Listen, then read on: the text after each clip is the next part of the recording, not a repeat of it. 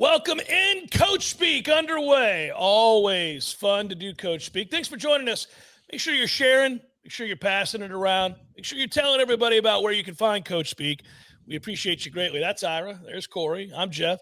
Ben has put the clips together, and he's ready to roll while producing. Ben, who is first out the gate? Guys, the great thing about Coach Speak is I feel like we get to introduce you guys to some of the craziest coaches out there that you may not have ever heard of or may not be familiar with. And Miami of Ohio's Chuck Martin is definitely one of those guys. Tough loss to UNLV for the Red Hawks, I believe, last week. And here's Chuck postgame with several snippets of clips that stood out to us. Nice.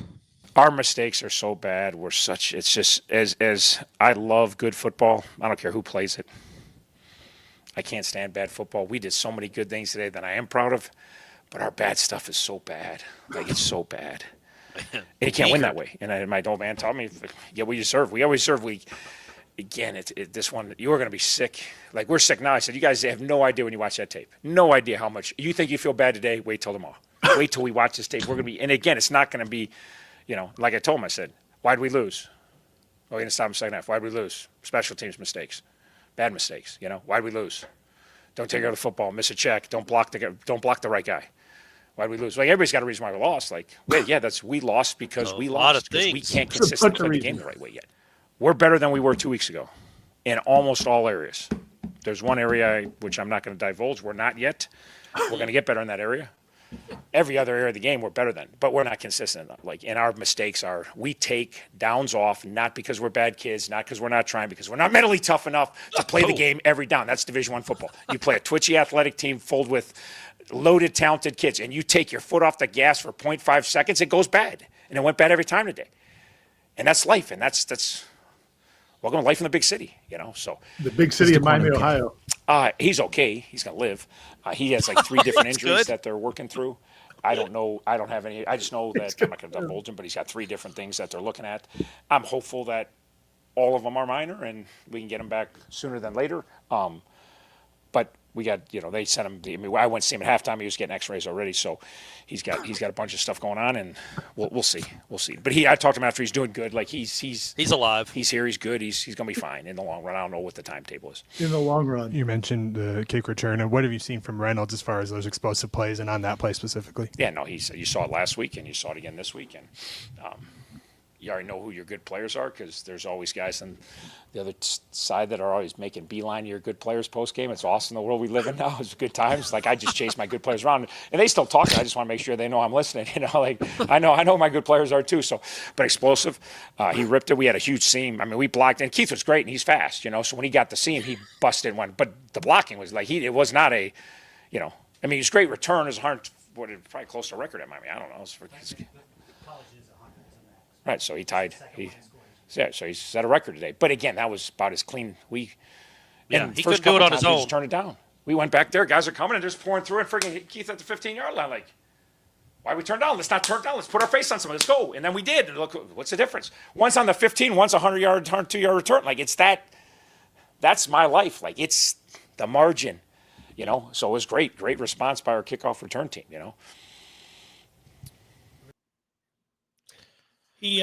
He's a man that talks to himself. 100%. 100% at a red light. He's having that conversation with himself in the car. Like, I don't know. I don't. He's so ADHD. Yeah. We cover Jimbo Fisher, so we know ADHD. We know somebody that jumps around mid-sentence. But this guy, every other word is a different sentence. It's incredible. I did like that he I guess the implication there is UNLV wants his kick returner, so he made sure to be around when they were dapping up at the end of the game, because I guess they don't have phones in Las Vegas. They couldn't just text them or DM them 2 hours after that. He said that he loves that the internet exists because I know who my good players are, and I know theirs. Yeah, that's right. Yeah. Okay. What an interesting. He seems like a throwback though. Just his whole vibe, the haircut, the vest. He seems like he's trying to go back to the 80s a little bit. I think we all like him, though, right? I think, for sure. Yeah, he's quality. But the blood pressure's got to be like 200 over 140. Like, there's no way he's with us in 10 years. I don't think. Oh, come on. Let's don't not say it. that. Let's Don't just say he might say not be that. in the coaching profession. Well, He might get out for his health. But, yeah, he seems a little high-strung. And, look, man, his blood pressure would be even higher if that kid was dead. But he's going to live. Yeah. Hey, in the long run, he's going to be all right, Corey. He's getting x-rays. He's not dead. He wasn't in a coffin at halftime. He was just getting x-rays. How's he doing? Oh, we got x-rays at halftime. They're checking 3 different body parts. He's got a lot of stuff going on with him. But he's going to live. Must have been a hell of a hit. Yeah, Man. that was really funny. Man, And all the things they did to lose the game was a litany. Yeah. Like, I wanted to list some things they did well. Yeah, that was good. Let's check in on Fran Brown. He had a funny little quip after Syracuse beat Clemson. Big dub. You keep your team focused during that long lightning delay at halftime, and what was the message coming out of the break? We were just having a wrestling match. I was in there wrestling with them and stuff. I was calling different guys out at a time. I went 7-4 during the radio. I was just calling different guys. I was wrestling. I got slammed twice. I'm messing with you. We were just chilling. We were just in there, just relaxing and chilling, just getting ready for the next piece of it. Yeah, just getting ready for when they say come on play. You know what? I Fran think might we be all my believed favorite. him, didn't we? Oh, yeah. 100% I believe him. I'm like, he probably was doing that, and I bet the guy that asked the question was probably writing it down in his notebook, and he's like, oh, I might need to tell this guy I'm not being serious, because 100% I believed him. That's who he is, though. That's another thing that we like about Fran Brown. Like, if he told you that and said that I went 5-5 in the 10 matches, you'd be like, the fact that he had his record, the fact that he had his record at 7-4 is like, he's telling the truth. He wrestled 11 guys and went 7-4. That's awesome. That guy's a staple. Yeah. Think about the fact that he's the head coach at Syracuse in his second year, just beat Clemson at Clemson. And I know this isn't a good Clemson team, but still, it's a huge win. It's got to be the biggest win of his career, right? I can't remember. Well, they had some big wins last year, I guess, but that's a huge win. And like midway through the press conference, and of course, the Clemson press conference, which we've always been to, the visitors press conference, it's always in like the truck bay of the stadium. It's usually by a porta potty. Yeah. Yeah. But he's just riffing, cracking jokes, making up stories. I mean, that's pretty cool, man. That dude's the best. I think we're going to like him for the foreseeable future for a couple of reasons, but one of them is, of course, he beat Miami last year in a very critical game to ruin Miami's season. Yeah, he did. That's right. And just on a personal note, I loved that. And then he goes and beats Dabo after Dabo tells his whole fan base that y'all suck and y'all don't appreciate a good coach. If you're tired of winning, well, let's get to the winning, Dabo. Let's get back to the winning. So, Fran Brown will always have a special play. Plus, he seems like a genuinely fun person to be around and probably to play for. Yeah, I think he's probably tough to play for, but both are. Especially if he makes you wrestle him. Every time you're at halftime, you got to wrestle the head coach. Number 3 on the list, Ben. Spoiler alert, guys. No Dabo this week, unfortunately. We were Dabo'd out. I actually had to cut Shane Beamer from the list, too. So we move on now to Trent Dilfer. UAB took on Tennessee, and the Blazers were the center of some controversy. First, we caught Coach Dilfer on his phone. I don't know if you guys saw that picture of him taking a picture or was on his phone doing something in the pregame. On the sideline? One of his players also stepped on the foot of the kicker for Tennessee as well. So he addresses both of those here. At the first game, there's a lot of social media attention. In the first game, you're kind of caught on the sideline, or you had your phone out on the sideline before the game. People were wondering what was going on there, and there's just like I said, there's a lot of my phone's on the sideline every game. I have a daughter who's getting ready to give birth, and I wanted to show her the environment, and I always FaceTime or send a video to my grandson. So. Also, she hadn't given birth yet. Okay, I thought didn't water break on Monday? We thought she did. It was a false alarm. We caught him in a lie. And another thing that's got a lot of attention is Tirade Bryan on the extra point early in the game, stomping on a guy's foot, and it was caught on TV. Kind of, what was your reaction to that? I've seen an Instagram video of it. I'm not happy with it. I want to get the full video of it, and he will be disciplined because of it. All right. By the way, I'm sorry. Yeah, has he aged 30 years in this job? Holy moly, Trent's looking rough. Seems like it. It's like the UAB head coach is like being the president. It just ages you to where you look like a different person. What year did he win the Super Bowl? 2000? 2002, Corey, you may recall, was the Tampa Bay Buccaneers Super Bowl championship. Oh, that's right. That's my fault. That's my fault. Yeah. So it would be 2000. I think 2000, right? Was the Ravens? Yeah. So I mean, it's not that long ago. But yeah, he's aging quickly at UAB. Yeah, the video of him taking. I guess it was almost like he was doing the panoramic thing, like he was doing this thing from the field. And it made me think that maybe he thought this was his last game and like, let me soak it up. Like after we get our butts kicked by Tennessee, I want to keep this for posterity. But apparently he just sends it to his grandkid and his pregnant daughter. By the way, that's a great answer, even if it's a lie. It's an incredible answer. Yeah. That kid was born 2 weeks ago. Yeah. He's still acting like she's in the hospital waiting to give birth. That was a great answer. It's a great answer because you can't follow up with anything there. But then the guy tried. It's like, I thought her water broke. Yeah. What gives? Yeah. What's the story here? But I do think he's probably on the short list here of or at least the odds would say that he's on the short list of guys to go next. I mean, this is the year of firing coaches in the third and fourth week of the season. Well, the other thing about that reporter, and this is something we've done before, and it's kind of a cheap out, is like he didn't want to ask him himself, like, hey, man, what were you doing down there taking pictures? He's Other people have said. On the internet, people are asking this question, and they also ask about your guy stomping on it. You could have just asked about the kid stomping on the dude's leg. You didn't have to blame it on the like fan. it's a different dynamic, though, when how many people are covering UAB football? You know what I mean? It's not a room full of dudes. It's probably 2 or 3. Yeah. You do want to ask the question, but you have to deal with this guy. He's pretty ornery.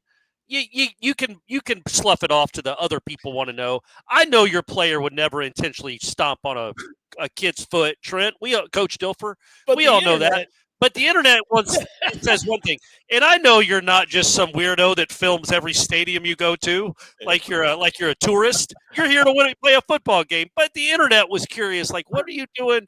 But I get why he did that, and I thought honestly, Dilfer's answers for him were pretty solid. The most normal answer he's given yet, and I was glad for once we have a clip of him not sitting there drinking coffee, nonchalant after losing by 60. That's getting old. Ben. That wasn't the post game, so that would have been kind of concerning a little bit. I'm going to add some context for this next one. I don't know if you can hear the reporter's question. So this is Cal coach Justin Wilcox. I believe they lost to San Diego State last week. And he was asked if his team overlooked the Aztecs and also if this ranks as his worst loss. So some interesting questions for Coach Wilcox here. We'll see how he responds. Think the team was looking past this game? No, I don't. That was the first time in 50 years they shot out of power conference school. Do you rank this as your worst loss? I don't know how to rank losses. We played very poorly. You can't turn the ball over. We gave penalties, drops, missed tackles, special teams. I mean, all losses are awful. I mean, I don't know how to rank a loss. They're all terrible. I mean, that's it. So, yeah, it sucks. So we have to do something about it. Starting with me, the coaches and the players, the leaders on the team, to identify what we need to do so it doesn't happen again. First off, I want to give credit to the UAB journalist that was asking Dilfer. I did appreciate what he did, and he asked those questions. And I don't want to just throw reporters under the bus. I thought he did a fine job. That's one of the most ridiculous questions that's ever been asked at a press conference. Hey, Coach, where does this rank? Yeah. You've got a lot to choose from. Where does this particular loss rank in your list of horrible losses in your career? Is this number 1, buddy? Are we sliding in the top 3? The look on his face as the question's being asked, I thought he was going to jump up and start to throttle that guy. Yeah, I mean, like, man, and it looks like – was the guy standing in a balcony? Why was he looking straight up? Yeah. It's like the dude from Naked Gun. Hey, man, you got some on the side of your face, and then half the banana falls off. I know. Listen, I know you coach at Cal. The bar is pretty high. You've got a lot of ugly losses. Yeah. But is this top 5? Because Ted and I were talking. We were thinking the one to Wake Forest, now that was bad. Yeah. You lost to that horrible Florida State team last year. Coach, where does that rank, Coach? That was Florida State's only real win, if we're being honest. So think about that. Yeah. But the way he prefaced it, I think he was saying it's the first time they've been shut out, and he said something about being shut out, I guess, and then to that's bad enough, but then you could get a comment on how bad they played without saying, "Did we see history tonight, Coach? Can we, Coach? Coach, was that historic?" Yeah.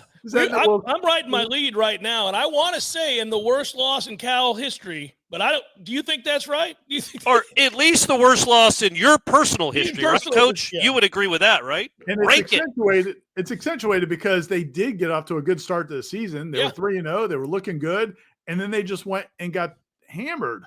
It made no sense. I didn't see the game, but that's crazy to me because their quarterback's legit good. Like they have a very good quarterback. He came down to earth. If that other reporter from last week was there, he would ask him if he came down to earth. And also, I hope that same reporter went to the quarterback and was like, would you rank this as your worst loss of your college career? Where does this rank in your worst performances? Whoever they get availability from, that needs to be the consistent question. Well, we know what your story is.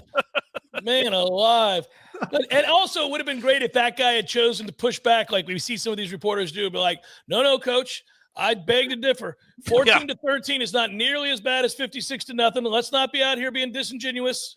The best response would have been if Wilcox would have been like, oh, no. My top 3 losses are Florida State in 2024. Yeah. Oh, I got a bunch. This doesn't even crack the top 5. Like he just runs off a litany of all his losses. Have you forgotten 63-7 2 years ago? What is wrong with you, Frank? Come on, Good man. Lord. Yeah. Ben. All right, guys. Next up, I think we have a first-time Coach Speak appearance here. It might be the last time because speaking of hot seats, Wisconsin coach Luke Fickell definitely on the hot seat. His Badgers lost 27-10 to Maryland, and things got a little fiery in the post-game press conference. Here we go. As you could imagine at this point, a lot of frustration from the fan base. I'm sure you heard the chants during the game. What did they say? Something? Yeah.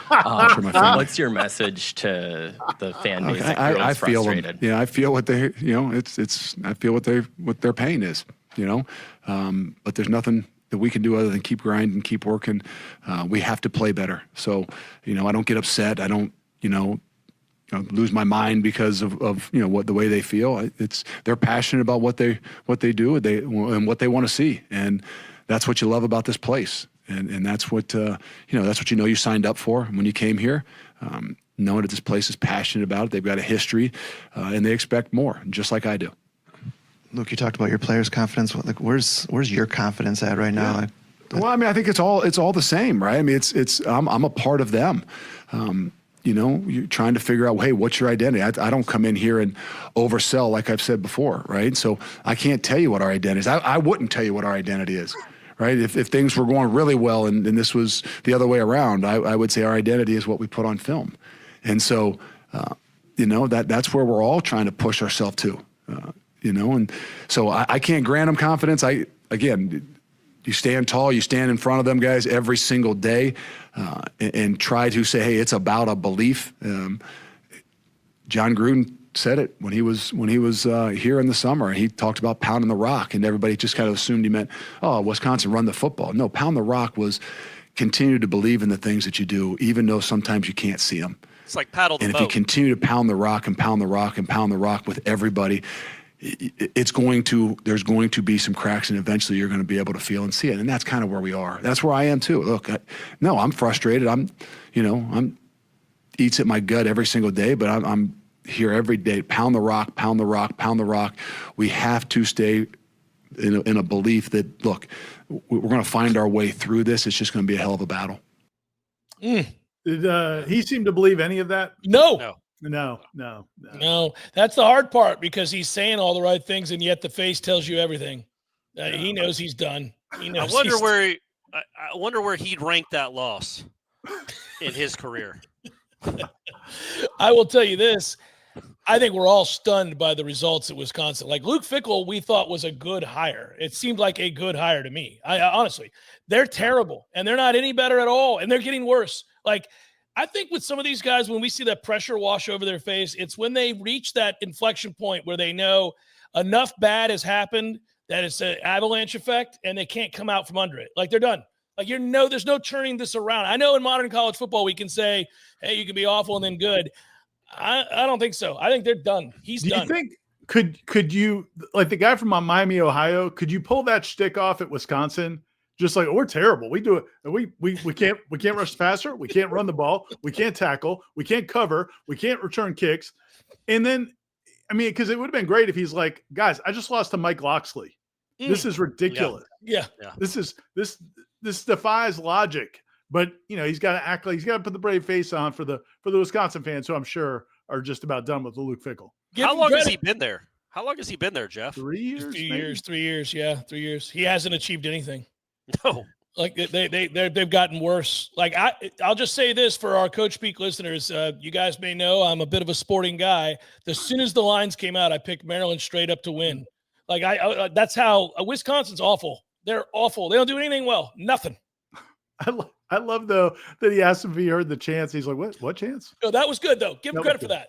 Yeah. And he didn't ask him. He said, I'm sure you heard him. Oh, The guy from the other press conference would have been like, Coach Wilcox, did you hear those chants from the crowd? And where does that rank in the worst moments in your life? I wonder what they were chanting. Was it just fire Luke or fire Fickell or something? Fire Fickell, I think. They did say fire Fickell, and they did it in rhythm for a long period of time. So the fire Fickell went on for quite a while. That's a toughie. Imagine that ringing chorus as you're sitting there trying. It's 3rd and 7 play, trying to talk to your quarterback. Yeah, that's a tough one. Ben. Guys, people on the internet are saying that maybe there was a fire Fickell chance at the Wisconsin. What are your thoughts, Coach? Yeah, right. First time this season, we're getting to hear from Curt Cignetti after an absolute ass kicking over Illinois. Coach throws a little shade at Illinois here in this, and then the reason we all love Sigs coming up in the following question after Curt's little jab here at Illinois. Listen close. Let's go, Sigs. It's a tough place to play, Kinnick Stadium. They sell it out almost every Saturday. It's loud. And so we're going to play well. This will be a challenge, a more difficult challenge than the last one for sure. And the sooner our guys realize that, the better. Curt, you talk about your history with Coach Ferentz, but I'm just curious if you have any history with Kinnick. Obviously, it's a place that is very difficult to go, one of the tougher environments in the conference, and kind of has been, I think, particularly for sort of teams that, as you talk about, need that refocusing quickly after a big win. Yeah, I do not.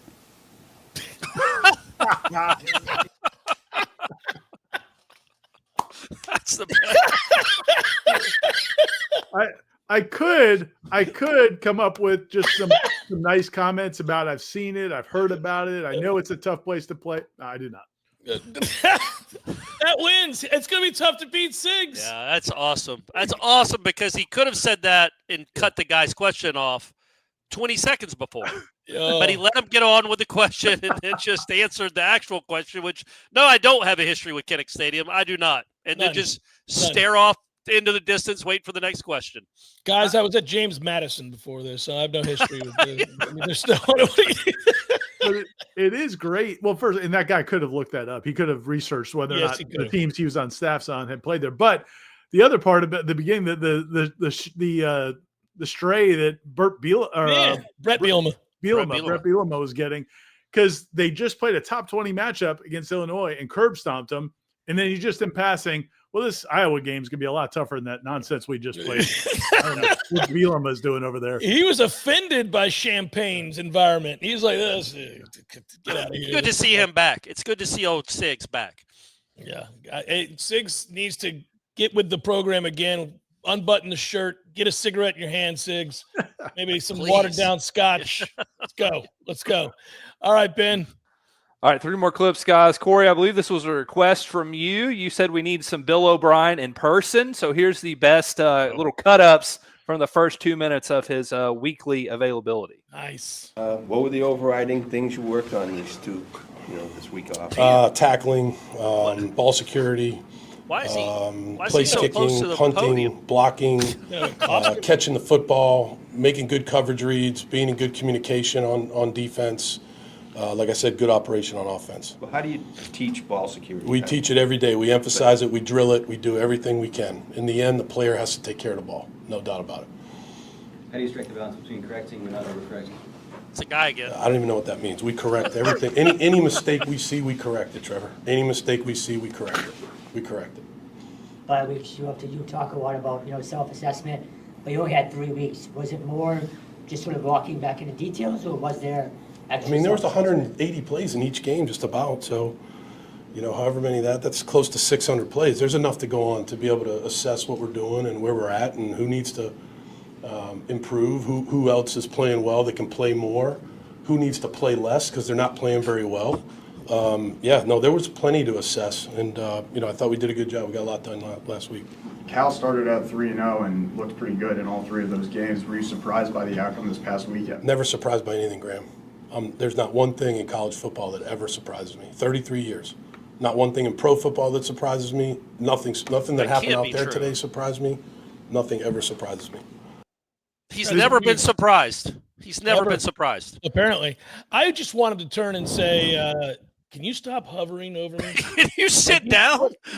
You don't have your own podium. You've asked the question. Why are you standing here? What the hell are you doing? It is strange. I've never seen it in my life, Ira. You have never seen that in your life. Here's my theory. My theory is they have the podium because you should have a podium.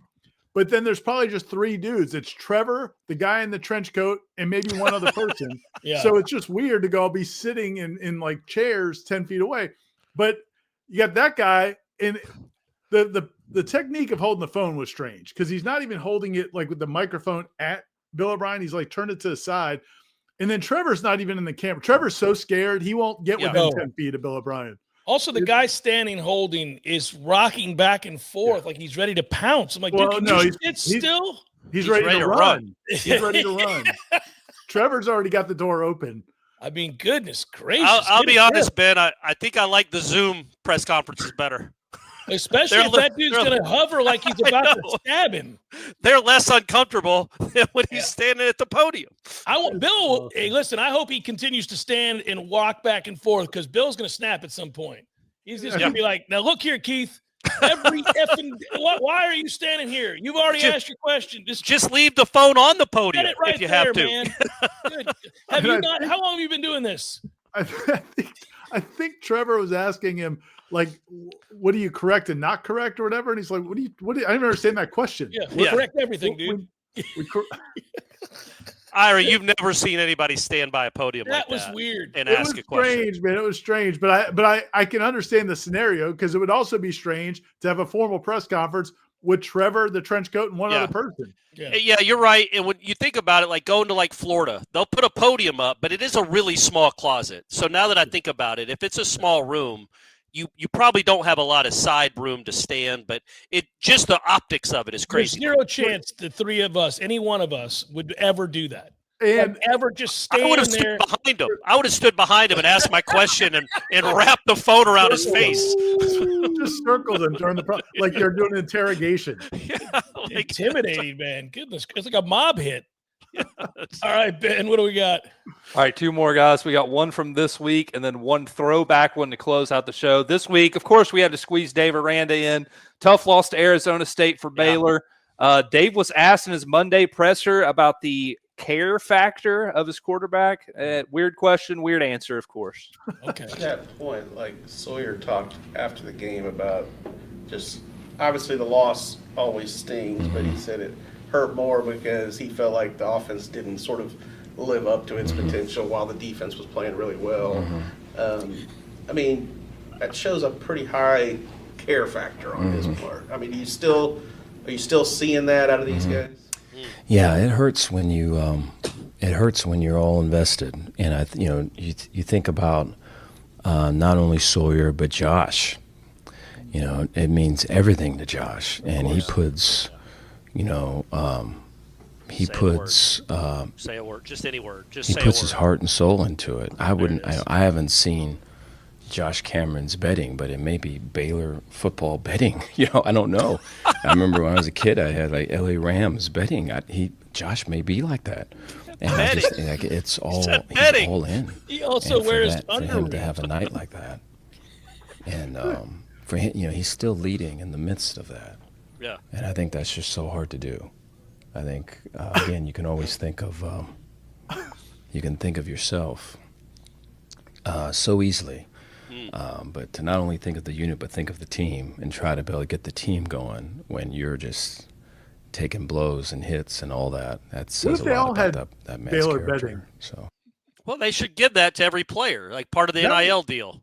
I mean, that could really turn things around for Dave, I think. I had maybe this week. Or a Baylor pillow, like a stitched pillow. I had the NFL bed cover. It had Nice. every team on there. Yeah. I remember staring at the helmets thinking that was the coolest thing. It would have been funny if he had said, you know, that's the thing about Trevor, but Phil's a sorry piece of shit who doesn't care at all. I've seen his betting. I've seen Phil's betting. It's just brown. It's I don't nothing. think Phil's invested in any way, shape, or form. So, you know, fuck him. But, I mean, this guy here, this hurts. I like that we had to get in some profanities in the last after 30 minutes, Jeff. But the other thing about Dave, that this is a subtlety. This is longtime Coach Speak watchers that have been with us through the start of the show. Yeah. Will notice that we've gone from Aranda appreciating every question. Right. He used to politely listen. Yeah. And then, I appreciate that question. No matter what they're asking him about why he still has a job, ranking his worst losses. Now he's given the grunts during the questions. Like he's so done with this. He's gonna be happy when this is all over, I think. Yeah, the after each one is come on, man. We got to be better 5 words. I just like that he used the word betting. I don't think that betting with 2 D's has been used in a press conference in years. It Maybe just ever. wouldn't. Coaches don't think to use a term like betting. Well, they'll say a maybe. bet spread or something, maybe, but the actual betting is just it's a wonderful trait. Corey, of Dave modern Aranda. humans don't say betting. Now I will say this: Sigs may break it out if they beat Iowa. Yeah. I'm going to be betting all those co-eds. Yeah. He's using it as a verb. Yeah. He uses it as a verb, I guess. Yeah. My grandmother, who's 99 and still alive, does use the term betting, but I think it stops with her. Yeah, well, her and Aranda. Aranda's got an old soul. Yeah, he does. Yeah, It's he also does. 2 weeks in a row that he's going back to his youth. He talks about betting this week. Last week it was about his Trip with mom his dropping mom. him off at Arizona State. Like I think there's a lot going on there with him. Yeah, that's true. Yeah. He's at a That's awesome. crossroads. He's Yeah, at he a is. in his life. He's at a crossroads. It's tough. It's tough. We're here for you, Dave. We love you, buddy. Ben, I know where we're going here, man. In honor of a firing and a famous rant, we had And to a do this, legend. didn't we? Yeah. I don't think I've ever seen this full version. I think I've just seen like the edited. So this is interesting. It's a little longer than most clips, but it's worth it. Mike Gundy. If anybody hasn't read this article, I don't read it. This It's on the newspaper. by a mother of children. Brought I think this is to a worth mother of reading. children, not a Let me mother tell you of why the I'm world talking or about earth. this article. 3/4 of this is inaccurate. It's fiction. And this article embarrasses me to be involved with that. Hey, Ben, pause it real quick. Tremendously. So just the little context is that it was written by, I can't remember the paper. It's the Oklahoma City paper, Ira. Yeah. Or the Jenny Oklahoma Carlson, I News. think Jenny Carlson was her name. And the story was about how the starting quarterback, who I think his name was Robbie Reed, was so babied and so coddled that his mom would feed him his sandwich.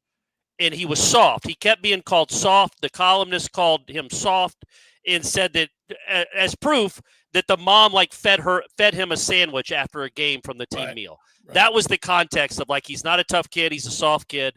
That was the column, because I think people don't even know what the context of the column was. And it was weird because it's just an all-out attack. It was very personal. Yeah, it was very odd and very personal. Yeah. So Gundy looks like a raving lunatic, which we all know he is, but I did want to give the context of what that article was. Anyway, now let's go. Too long.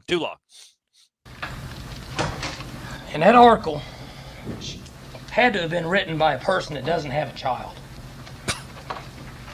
and has never had a child that's had their heart broken and come home upset.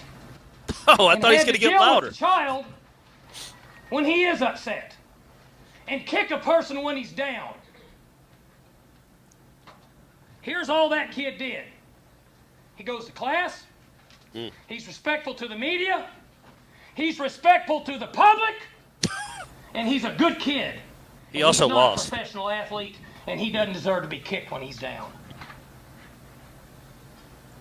If you have a child someday, you'll understand how it feels. Oof. But you obviously don't have a child. I do.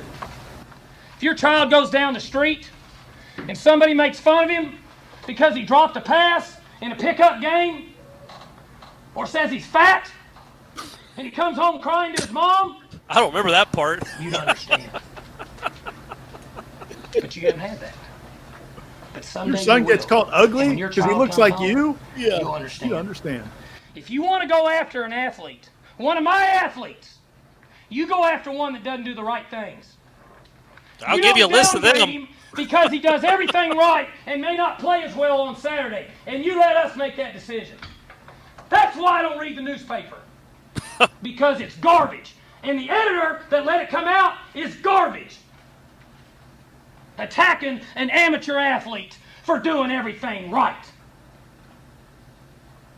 And then you want to write articles about guys that don't do things right and downgrade them, the ones that do make plays. Are you kidding me? Where are we at in society today? Tell him, Mike. Come after me. I'm a man. I'm 40. I'm not a kid. Write something about me or our coaches. Don't write about a kid that does everything right, that's heart's broken, and then say that the coaches said he was scared. That ain't true. And then to say that we made that decision because Donovan Woods, because he threatened to transfer, that's not true. So get your facts straight. And I hope someday you have a child and somebody downgrades them and belittles them, and you have to look them in the eye and say, you know what? It's okay. They're supposed to be mature adults, but they're really not. Who's the kid here? Ooh. Who's the kid here? Are you kidding me? That's all I got to say. Makes me want to puke. Oh, there's clapping too. There's clapping. I forgot the clapping. So real quick, the article was ridiculous, and I can say that as a journalist, it was a stupid column. I'm sure she regrets it. She probably regretted it even before that, but it was dumb. It was not well written. It was a bunch of rumors and innuendo, and just didn't make any sense. And Gundy, I'm going to miss the guy. I'm legitimately going to miss the guy. He was a little bit unhinged there. We get it, but I think it came from at least a decent place. A couple things real quick. So one is, I like the fact that we've made fun of him walking away from the podium. He's been doing this for He's been doing it forever. years. Since he was 40, Ira. Yeah. He's never Since stayed he was behind 40. the podium. Those BC guys would have a tough time with him. He would have run him over. They'd have to move with him. Yeah. But the little subtext of that whole thing though is she did. I mean, I don't know if it ever came out who it was, but there were coaches on the staff who thought the kid was soft. Yeah. Yes. And because he wouldn't play hurt or whatever, I forgot what the thing was. Yeah. And then I think she carried it way too far. Because the thing with the mom and the sandwich or whatever was just. I mean, that's just crazy. I mean, imagine trying to ask around about that. Yeah. So did his mom really feed him when he was feed him a 6? sandwich? Yeah. Was she doing the here comes the airplane? How uncomfortable would that have been for everybody in that room? Because she's there being screamed down, and you're just like, oh, man. Hey, and credit to her, by the way, and anyone that does it, and we do it. Like if you write something critical of someone, you show up. You show up, and she knew it was coming. I'm sure. I don't think she was surprised by that. She might have been surprised by the extent of the reaction, but not the fact that there was a reaction. So I do gotta give him credit for focusing on her, because early on he's like darting around to where he's well, society, and this is why I don't read papers. It's like you're mad at one specific person. You don't need to come screaming at everybody. But then the last 5 minutes or whatever, it's just zeroed in on her. Also, there was no reason for Mike to reveal that he likes being ignorant. Just I don't read papers. I don't like information. He was way ahead of his time, Jeff. He was way ahead of his time. He jumped on that boat in 2007. I hate to read and know things. Yeah. There's a lot of funny things about that. The fact that he kept looking down at the paper to get another thing that was written about it, but he wasn't reading it. He knew it was all in here, but he kept telling us he doesn't read the paper. Yeah. But then he gave him free pub. He also read every second of that He sure did. Every line. I also forgot there was a time where he didn't have that ridiculous hair or fake hair. Well, that shows you that it's fake because, like, his real hair was on display right there, not this monstrosity we see now that he buttons on.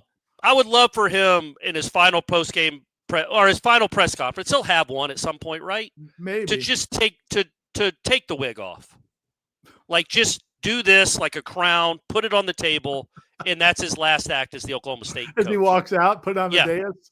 Yes. By the way, guys, since like we're leaving for the next coach, instead of dropping his mic, he drops his wig. He drops his wig on the podium. By the way, you know that just as we're saying goodbye to him, we're saying goodbye to a legend. We won't have him to kick around anymore. No. Right. That he was offered the opportunity to finish out the year. Oh, was he? Yeah. Yeah, they gave him the opportunity to finish out the year, and he's like, oh, F that. He's like, I'm not doing all that, which I understand. But, yeah, he was I'm not going to do it, but I'm going to symbolically pour one out. Pour one out? Because I had something to pour one out. Yeah, he was a great person for this show. Certainly for this show. It should have been named after him. That's it for Coach Speak, everybody. Don't forget to like, share, celebrate, pass along, tell the world about Coach Speak, and subscribe. Share. Everybody should share it with one person. That's your assignment. That's your cost of admission, your price of admission. Yeah. Share it with one person, and the world will be a better place. A loved one. Yeah. Or random strangers. Just send it to anybody. Yeah. If you could drop it in, like airdrop people, like in the. And I should let people know this is my bedroom. This is what my bedroom looks like. I'm just going to start doing all these shows from my bedroom. I want people to see where the king sleeps. Corey's in a hotel, one of his posh 5-star hotels he stays in. That's actually his bedroom. He loves hotels, so he's perfectly set it up. Even that picture in the back. I made it look like that you did. I wanted an Embassy Suites hotel bedroom, and that's what I got. Took a picture the last time you were in one, and then you got that. You're all good to go. Looks great. Who's our coach of the week? Siggs. I thought about the memorial. I thought about the in memoriam, the tribute to Van Gundy as our honorary coach of the week, but maybe Chris Martin, is it what's his name? Martin, something Martin. Chuck Martin. So maybe does Chuck Martin beat out Siggs? What do you think, Corey? I think Siggs' answer is the funniest because the question was 9 times as long as his 3-word answer. Yeah. Where he says, "I do not," and then the Cal exchange was great too. I love the Cal Justin Wilcox exchange. I like the Cal exchange. Yeah, but he didn't. We like the question because it's crazy. Yeah. It's not what he was. He didn't say anything funny. He had a normal reaction. Guys, I think it's going at Siggs. Siggs was funny, man. Yeah, Siggs was funny. Yeah. We'll roll with Siggs. We got and maybe Ben can recreate it with Siggs with the trophy. Yeah, and maybe some blonde babes. But he's going to go betting. Gold chain with a button-down shirt. It's going to happen. For Corey Clark and Ira Schoffel and Ben, you're kicking ass, Spice Man. I'm Jeff. Thanks, everybody. We'll talk to you next time on Coach Speak.